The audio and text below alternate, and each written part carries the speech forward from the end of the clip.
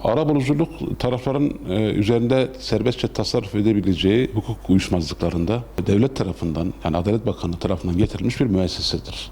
Arabuluculuğu olabilmek için işte hukuk fakültesi mezunu olmak, avukatlık ruhsatına sahip olmak ve arabuluculuk eğitimi almış olmak gerekiyor.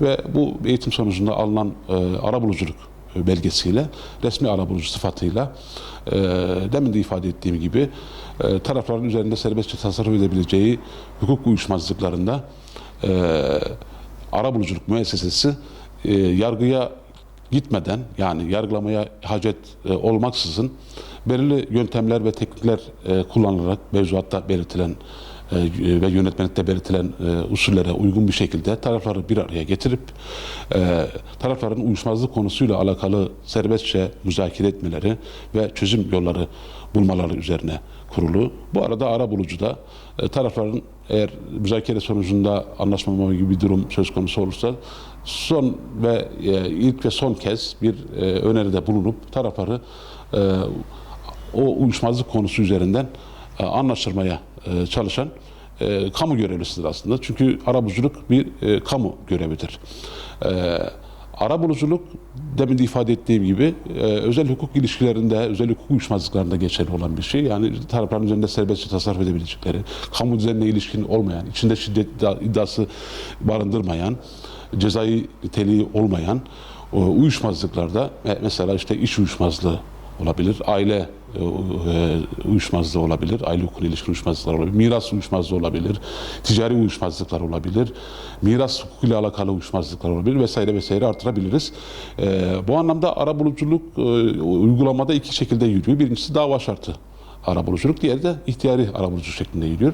Dava şartı arabuluculuk dediğimiz şey, dava açılmazdan önce tarafların arabuluculuğa gitmesinin zorunlu olduğu arabuluculuk türü nedir? İşte bunlar iş hukuku, ticaret hukukuyla alakalı uyuşmazlıklar, tüketici hukukuyla alakalı uyuşmazlıklar gibi ya da ortaklığın gidermesiyle alakalı uyuşmazlıklar gibi uyuşmazlıklar mahkemeye intikal ettirilmeden önce arabuluculuk yoluna gidilmesi öngörülen, dava şartı haline getirilen uyuşmazlıklardır.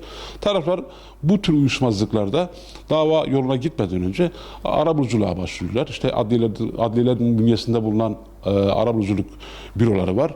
O bürolara müracaat ederek arabulucu talep edebiliyorlar ve arabulucu tayin ediliyor ve arabulucu tarafları bilgilendiriyor. Davet ve bilgilendirme mektubu, ilk toplantıya davet ve bilgilendirme mektubu gönderiyor. Bu böylece süreç başlamış oluyor. Daha sonra toplantı günü belirleniyor. Toplantı gününde taraflar bir araya geliyor. Gerek kendileri, gerek vekilleri veya her ikisi birden ve müzakere gerçekleştiriliyor.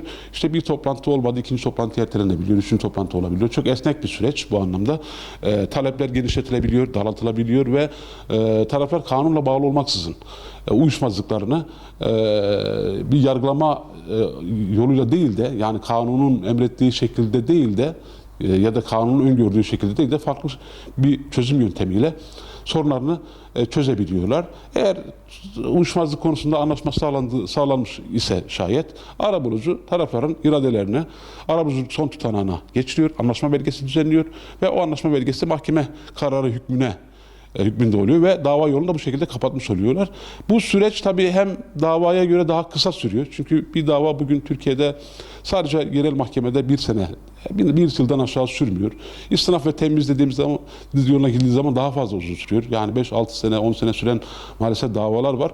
Bu davalar hem adliyenin yükünü arttırıyor, hem de tarafları biraz daha böyle husumet içerisine sokuyor. Yani arabuluculuk meselesinin getirmesinin bir nedeni de işte toplumsal barışı, uzlaşmayı sağlamak. Tarafların talepleri konusunda biraz fedakarlıkta bulunarak her iki tarafta kazan kazan yöntemiyle uyuşmaları belli bir noktada hak temelli olmak üzere uyuşmaları ve bunun sonucunda da iradelerine, anlaşma metni olarak geçip son tutanağa geçip uyuşmazlığı sona erdirmek.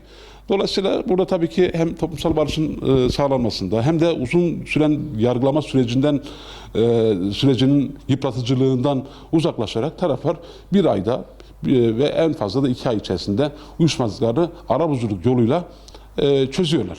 Tabii arabulucunun bazı ilkeleri var. Arabuluculukta öncelikle tarafsızlık ilkesi var. Arabulucu tarafsız olmak zorunda. Gönüllülük ilkesi var. Çünkü hiç kimse bir diğerini arabuluculuğa zorlayamaz. Bu anlamda taraflar gönüllülük ilkesi içerisinde hareket ederler. Diğeri gizlilik ilkesidir. Gizlilik ilkesinden kastedilen şey arabuluculuk aşamasında ve arabuluculuk dosyasına giren evraklar gizlidir. Taraflar efendime söyleyeyim taraflar arasındaki müzakereler gizlidir. Gizli yapılır. Aleni değildir bu anlamda ve ileride anlaşma olmadığı takdirde de bu arabuluculuk süreci içerisinde söylenen sözler, verilen sözler, sunulan belgeler mahkemelerde delil olarak da kullanılamıyor. Uyuşma olmadığı takdirde.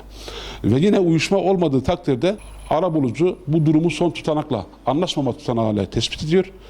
Taraflar imzalıyorlar ve artık olay arabuluculukla çözülmediği anlaşıldığından dolayı artık mahkeme yoluyla çözüm arayışı içerisine giriyor vatandaşlar.